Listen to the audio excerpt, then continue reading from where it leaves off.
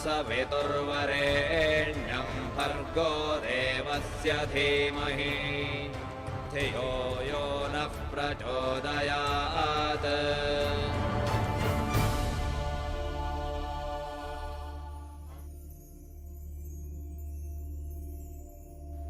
नमस्ते। साप्ताहिक कार्यक्रम वेद की शिक्षा में आप सब लोग के अभिवादन करते जा। परमपिता परमेश्वर से प्रार्थना है कि आप जहाँ भी होइबा, जैसे भी होइबा, स्वस्थ होइबा और हमनी के साथ जुड़ल होइबा।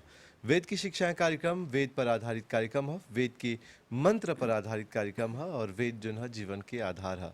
और आज के कार्यक्रम आर्य सभा मॉरिशस के सहयोग से प्रस्तुत करते जा। हमनी के साथ मेहमान के रूप में हमारे स्टूडियो में बहन जी छोटी जी। बहन जी नमस्ते। नमस्ते भाई धर्म जी और दर्शकगण के भी सादर सप्रेम नमस्ते। बहन जी हमेशा हमने एगो मंत्र से शुरू करेला जा वेद के आधार पर आज तोहर से एगो बहुत बड़ा सवाल पूछे के है। आज दुनिया के हर एगो व्यक्ति जन बा एकरे तलाश में बा और उहा खुशी सुख। हमने के ई बतावा कि वेद में कोनो मार्ग बा बतावल गल बा कि सुख सच्चा सुख सच्चिदानंद के बोलला जा उस सच्चा सुख के प्राप्ति कैसे सकेला होई। हाँ भाई धर्म जी, यह वैसे तो वेद में बहुत सारे मंत्र है जो हमने के रास्ता दिखावेला कि कैसे हमने सुख प्राप्त करब जा।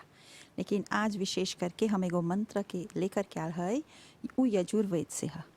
यजुर्वेद के है मंत्रवा इस प्रकार से है। ओम अक्रन कर्म कर्म कृतः सह वाचामयो भुव देवेभ्य कर्म कृत्वास्थं प्रेत सच्चा भव। अर्थात मंत्रवा में बोलत हवन कि अच्छा कर्म, अभिष्ट कर्म और हमनी के जोन वाचा है, हमनी के जोन वाणी है, ओकर अच्छा प्रयोग से ओकरा अच्छे प्रकार से करब जा त जाकर के हमनी के सुख प्राप्त हो। जब बोलत हो कर्म चहला अच्छा करे के त कर्म के जो है अभिप्राय का है। अच्छा, कर्म बोलल चला जोन चीज़ हमनी करत है जा, जोन चीज़ हमनी सोची ला जा, जोन चीज़ हमनी बोली ला जा और जोन चीज़ हमनी है हाथ से करी ला जा। कर्म के अर्थ ई नहीं है केवल जोन हाथ से करत हवा। एकर अर्थ है फिर से जोन हमनी वाणी से बोली ला जा। देख हमनी सकब जा कोई के एक चटकन मार देवे या कोई के एगो घाव दे देवे एगो अस्त्र से, लेकिन हई घावा वो दुखते लगे जाए या कोई दवाई डाली या कुछ ऐसे विशेष हाँ तो इसे ठीक हो जाला। लेकिन जो हमनी के वाणी के घाव लगेला वो जाके प्रभाव करेला हमनी के दिल पर और हमनी के हृदय के चकनाचूर कर देवेला। और कभी कभी ऐसा हो जाला कि है हृदयवा के फिर से एकरा जोड़े के बहुत मुश्किल हो जाला। और जब हृदय पर वार होवेला तो हमनी के जोन मस्तिष्क है वो भी शांत नहीं रहेला और हमनी के जोन आँख है वो में से आंसू बहेला। तो दिल पर वार जब करीला जा वाणी से त ओकर जोन प्रभाव है हमनी के बुद्धि पर भी पड़ेला और हमनी के पूरे शरीर पर भी पड़ेला।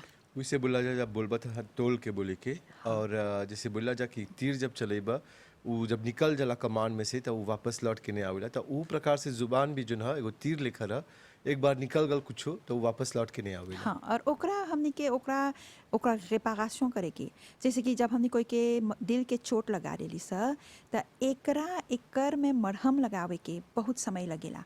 और आज का होवेला भाई जी, हमनी में जितना हमनी के अहंकार है, हमनी के जोन ईगो है, ई खातिर हमनी नहीं जायला सह आदमीवा के प्रति अपन जैसे कि अपन एस्कीज प्रेजेंटे करे कि ओकर संगे जाकर के दुगो मीठा बोल बोल करके बोले देखा है बतवा निकल गया लेकिन फिर भी माफ मुझे कर दे। हाँ, बहन जी लेकिन आज जो है व्यक्ति क्षमा नहीं मांगेला काहे कि भीतर में जैसे बोले रहा गल बार कि एगो ईगो रहेला, यानी कि जो भीतर के जो ईगो रहेला ओके मिटाए के बहुत मुश्किल रहेला।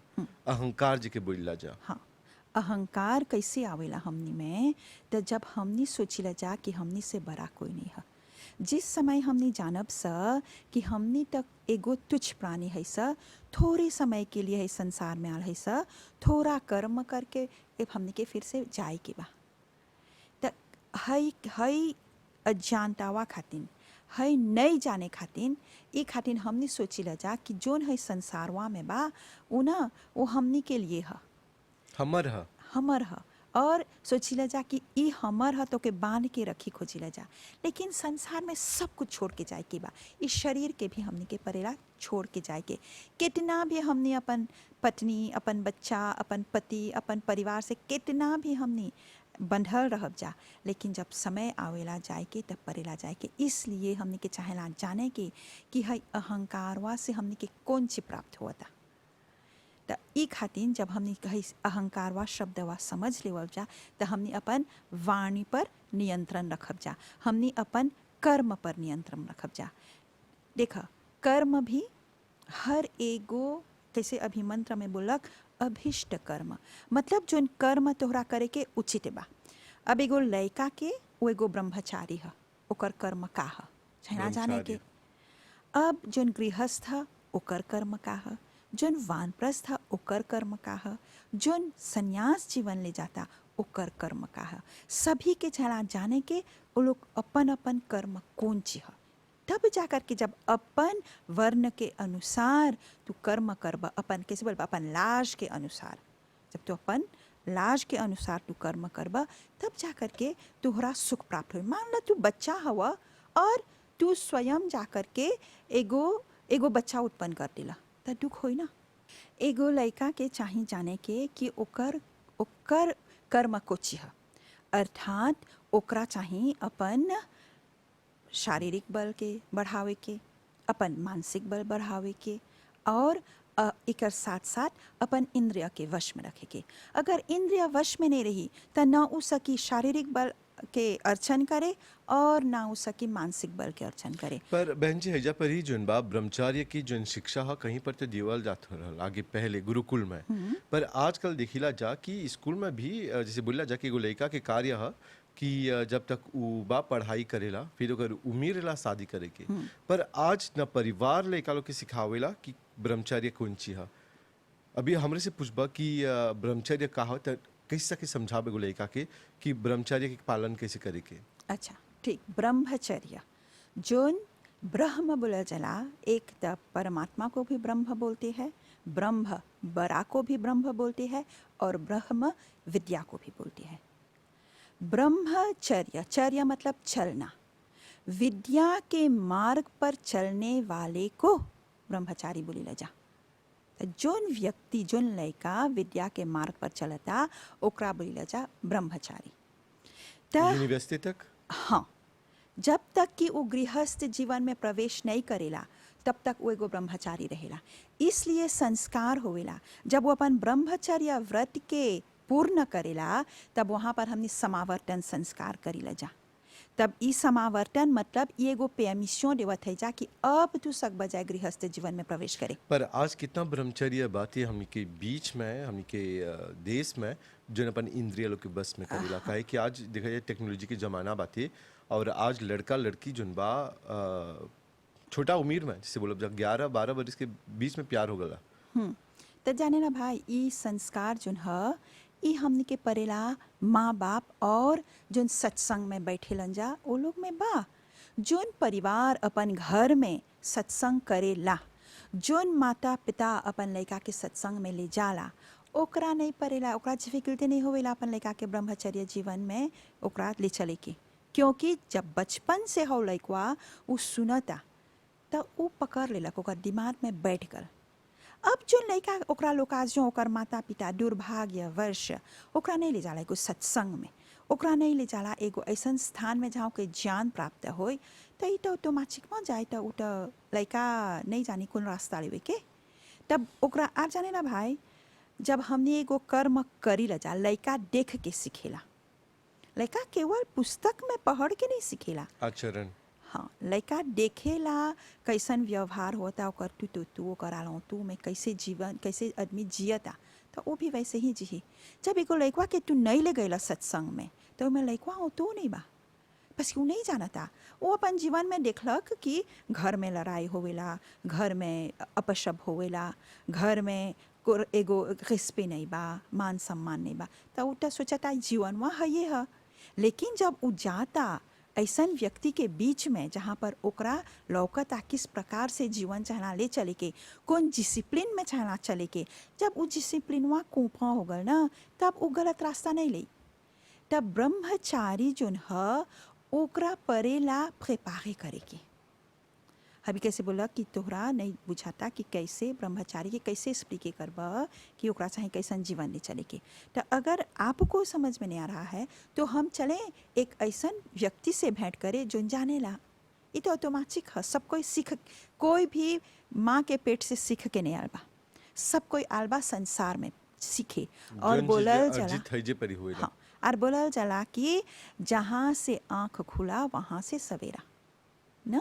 तो जब हमने के आँख खुल गल, जब हमने जान गई जैसा कि एगो गृहस्थ जीवन चाहिए, एगो ब्रह्मचर्य जीवन चाहिए, एगो वानप्रस्थ जीवन चाहिए, तो हमने के छना जाके खोजे के कुछ भी कैसे बता। जब हमने के प्यास लगेला तो हमने के परेला नदी के पास जाए के, कैसे गोबिनेवा चढ़ के तोहर लगे नहीं आई, तोहरा चाहिए जाए के। और हो जा परी भी जब चढ़ गया गोबिनेवा लगे या नदी लगे, खरा रबा तो तोहरा नहीं मिली। तोहरा परी हो कर्मवा करे के कि हो जलवा तोहरा प्राप्त होय। अब ओकरा ले करके पीबा जा करके, तब जा करके तोहर प्यास बुझी। अब जाके गोबिने लगे थारा हो जाइबा तो तोहर प्यास नहीं ना बुझी, जाके नदी लगे थारा हो गईला तो तोहर प्यास तो नहीं ना बुझी। इसीलिए हम चाहें, हमने जा एगो ऐसन व्यक्ति, एगो ऐसन गुरु के पास जो हमने के सकी समझावे कौन चीज है ब्रह्मचर्य जीवन, कैसे है ब्रह्मचर्य जीवन वहाँ के लिए चलब जा। तब जा करके अब ओकरा केवल सुन के वहीं पर छोड़ देव जा, तब कौन काम के जीवन में अमल करे के, हाँ, ओकरा लेकर के अपन जीवन में ओकरा उतारे के, मतलब कि ओकरा प्रयोग करे के अपन जीवन में।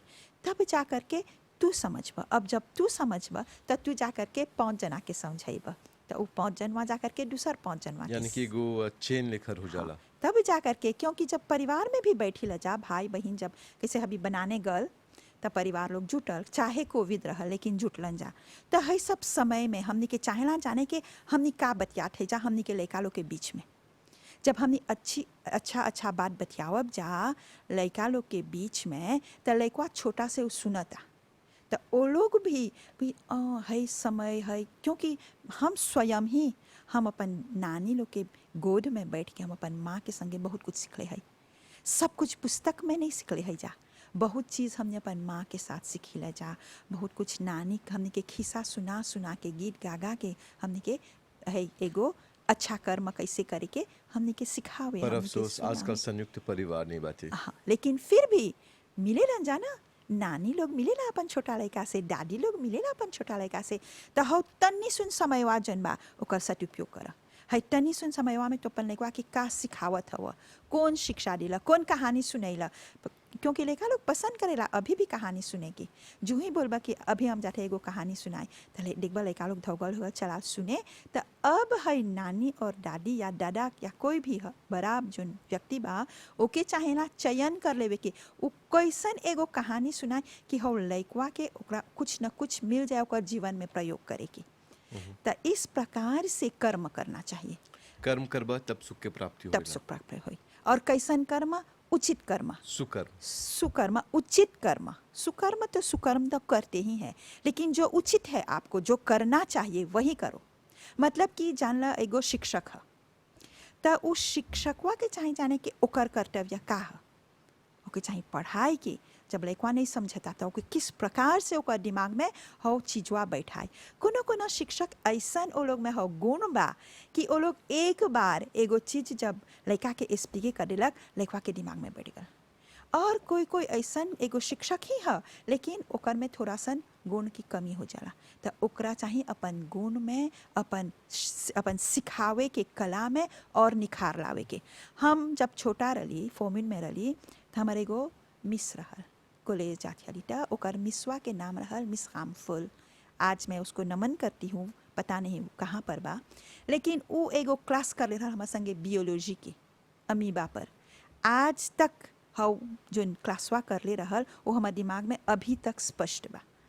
तो अगर शिक्षक लोग ऐसा रही कि वो लोग ऐसा एगो प्रभावित रूप से अपन लड़का के सिखावता, अपन लड़का बोली एगो तरीका से, हम बोली अपन लड़का, मतलब कि कक्षा में जितना भी लड़का लोग बैठल बा ओकर अपन लड़का वो जब सोचा था कि वो अपन लड़का है तो वो अपन कार्य निमन से करी।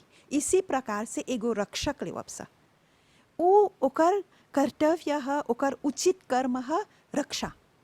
मतलब कि वो रक्षा करी, व्यक्ति की रक्षा करी, देश के रक्षा करी, हर प्रकार से वो रक्षा करे होला है। तो ओकरा चाहिए जाने के किस प्रकार से वो लोग के अपन सिस्टम रहेला, गुप्त रूप से भी अपन जानकारी प्राप्त करेलन जा, कैसे कैसे करके वो लोग देश की रक्षा करी। कौन चीज़ से जितना भी बुरा बुरा चीज़ देश में आवता, जितना भी व्यक्ति बुरा काम करे खोजता वो लोग के, और देखेला सेंसिबिलिजेशन होवेला।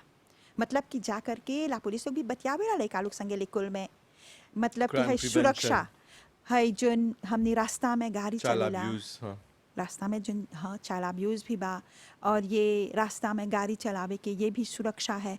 तो ये लोग पुलिस लोग जाला केवल ये लोग बुरा कर्म होला के पकड़ेला नहीं, ये लोग जा करके आदमी लोग के वो लोग के बुद्धि खोलेला। सेंसिबिलिजे करेला। हाँ वो लोग के बुद्धि खोलेला कि तोहरा चाहिए ऐसे करे के, कैसे तोहर घर में चोर नहीं आए, कैसे तोहरा चाहिए अपन चीज़ के सुरक्षा से रखे के, कैसे अपन लड़का के रक्षा करबा। अभी कोविड के समय बहुत लड़का लोग नहीं जाता स्कूल, तो कैसे उका रक्षा करबा। लड़का लोग की यूनिफॉर्म छोटा हो गया बहन जी। हाँ तो दूसर परी किने के भाई। नहीं तो दूसर अब का परी जी किने कब के। लेकुल फिर से खुली। हाँ तो जब खुली तब सब लड़का चीज़ लोग खुली। तरस गल भाई यूनिफॉर्म पहनने खातिर। लड़का लोग तरस गल बा अपन संगतिया लोग से मिले खातिर।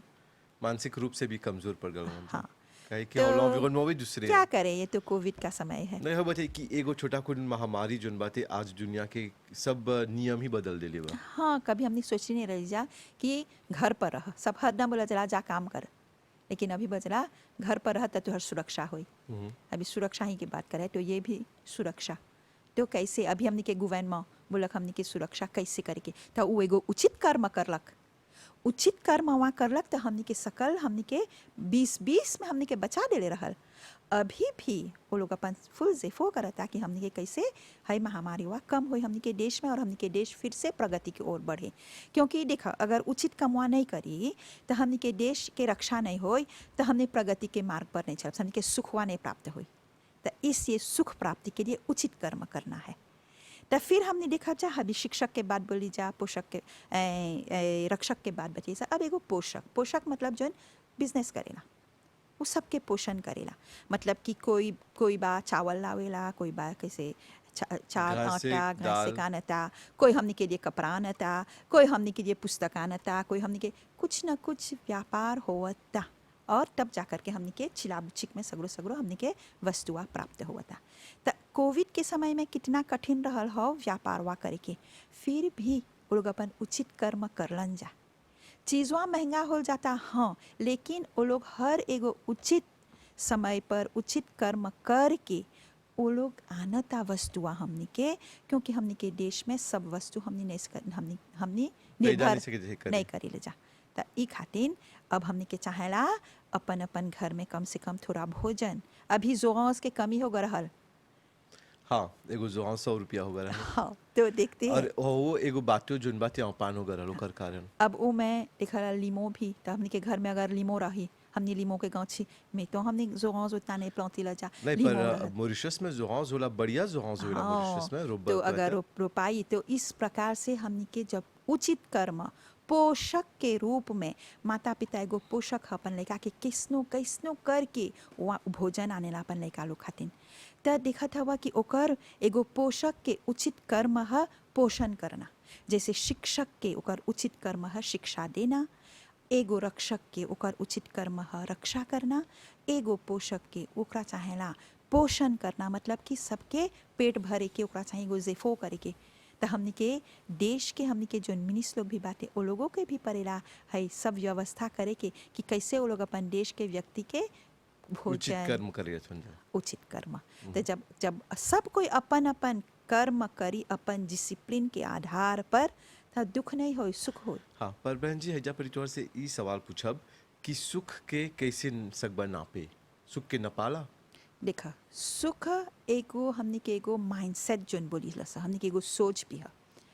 कैसे मान ल हरदम है एक एग्जाम्पल हम ले ला, एगो वेया में आधा वेवा में पानी बा, तो ऊ में एगो व्यक्ति सकी बोले कि वेवा ऊ आधा भरल बा, लेकिन एगो दूसर व्यक्ति सकी बोले ई आधा वेवा आधा खाली बा। खाली बा।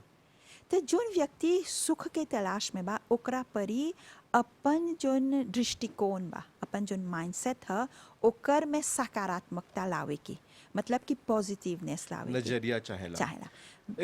एगो बहुत सुंदर तस्वीर रहल सोशल मीडिया पर कि एगो 20 जुन बा थे पसाजे लेके जाता थे। एगो आ बैठल बा जहाँ पर ही नदी बा, फूल के गांची बा, सुंदर पहाड़ बा, और एगो व्यक्ति बैठल बा जहाँ पर ही कोलिन रहल। तो कोलिनवा में बुताबुत खाली ओके रोसवे रोस लौकेला और ओकरा जुन बा ओके सुंदर नजारा लौकेला। यानी कि हइये बोले खोजत हुआ कि उ डिपेंड होला हाँ। कि तू कौन आँख से देखत हुआ। देखत हुआ। हाँ, तोहर दृष्टिकोण कैसन बा, मतलब कि कैसे देखत हुआ वो चीज़ के। मान ला हम एगो देखा फ्लेयर रोज जोन हमनी के मोरिस में सब कुले के बा, बहुत सुंदर है, लेकिन एगो फूलवा खातिन उमे 1000 गो कांटा रहेला। तो है कांटावा भी हमनी के शिक्षा देवेला कि एक पर एक तब जाकर के हो फूलवा के प्राप्ति होवेला। कांटावा रहेला एगो दूगो तीनगो चारगो, तब अंतिम में फूलवा बा। हाँ, पर कांटा के भी ओकर अपन जैसे बोला जो कर नेसेसिटी रह जाना काहे पर फूल में कांटा रहेला। हाँ हाँ भाई, कांटा के भी ओकर नेसेसिटी है, क्योंकि उ फूलवा के रक्षा करता ना। त दुख में ही एगो गाना भी बाटे, ओ साथी दुख में ही सुख है छिपाए, पतझड़ समझे पवन सुखी है, पवन कहे रे अंगारे ओ साथी। तो देखते हैं हमनी के सब कुछ में सुख बा, लेकिन हमनी के चाहेला हो सुखवा के कैसे हमनी लेवब जा। कर आभास करे के चाहेला। हाँ। महसूस करे और के हमनी के चाहेला। छला उचित कर्म करे के, हमनी के हमनी के वाणी में सुधार लावे के, हमनी के हमनी के सोच में सुधार लावे के। जब हमनी के सोच अच्छा रही तो हमनी के वाणी भी अच्छा रही, और जब हमनी के वाणी अच्छा रही तो हमनी के कर्म भी अच्छा रही। जब हमनी के कर्म अच्छा रही तो हमनी के आदत भी अच्छा हो जाए, और है ये आदतवा रखले रखले रखले तब जा कर के हमनी के जोन वैसा संस्कार भी अच्छा हुई। बोली ला जा कि अंत समय में राम नाम जपने से हमको स्वर्ग की प्राप्ति होती है। एक कहावत है, ई बोला कि है कि जब तोहर में है राम नाम जपनवा के प्राचिक नहीं बा जीवन भर, तो उ अंत समयवा में तू कहाँ से राम नाम जप। जीवन भर गाली गलौज सब कोई करते रहा, निंदा करते रहा, अब अंत समय में राम नाम ले बता कौन फल याद नहीं मिली? आई हो समयवा में, क्योंकि जब तोहर में दुख हुआ था, जब तो अपन कर्म फल के भोग करत हवा, मतलब कि एगो सिचुएशन में रहबा, बीमार हवा, बिस्तर पर हवा, ऑपरेशन करे जात हवा, ये सब समयवा में, तब तो और भी तू तो राम नाम नहीं लेबा, क्योंकि तोहर उमें तोहर एगो लाभिचित नहीं बा। लेकिन जोन व्यक्ति सवेरे शाम उ परमात्मा के नाम लेवता, त उ त ऑटोमेटिक में ओकर एगो जाफे नॉर्मल है, ओकरा एगो जेफो नहीं पड़ेला करे के कि हमके चाहेला परमात्मा के नाम लेवे के। उ त ऑटोमेटिक में जो ही उठे तो ओकरा परमात्मा के नाम चलावेला, और उ जोन भी सिचुएशन में रही, दुख में सुख में, उ परमात्मा के धन्यवाद करी, क्योंकि ओकर में कृतज्ञता बा। तो उ त हरदम से ओकर में हो एगो संस्कार चलाल कि परमात्मा के वो आगे रखेला सब कार्य में। तो जिस कार्य को करते समय हमने भगवान के आगे में रखत है जा, तो वो कामवा से हमने के सुख प्राप्त हुई भाई।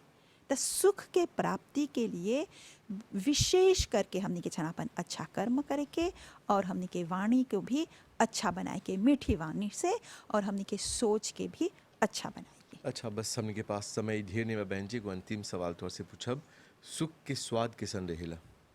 अच्छा, खट्टा मीठा तो सब कोई के अच्छा लगेला, लेकिन सुख के भी सकब जा बोले कि उमें खट्टा और मीठा दोनों है। क्योंकि अभी जैसे बोली जा, एक ही चीज़ के सकब सा बोले ये सुख है, और एक ही चीज़ के सकब सा बोले दुख। देखा एगो माँ जब एगो संतान के उत्पन्न करता, हौ कितना दुख से वो लड़कवा के जन्म दिलक, लेकिन हौ कौन कितना आनंद से वो अपन लड़कवा के अपन गोद में लेवेला। तो यहाँ पर सुख दोनों में ही सुख है। उस घंघोर जितना उ कष्ट उठैलक, उ में सुख समावल बा। तो सुख खट्टा और मीठा दोनों ही है।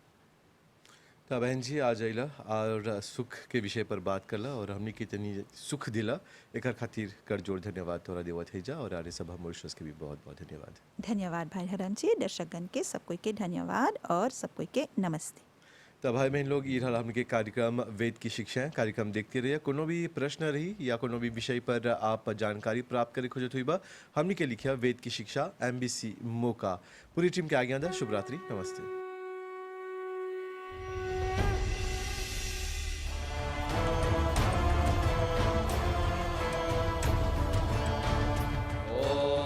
भूर्भुवस्सुवः तत्सवितुर्वरेण्यं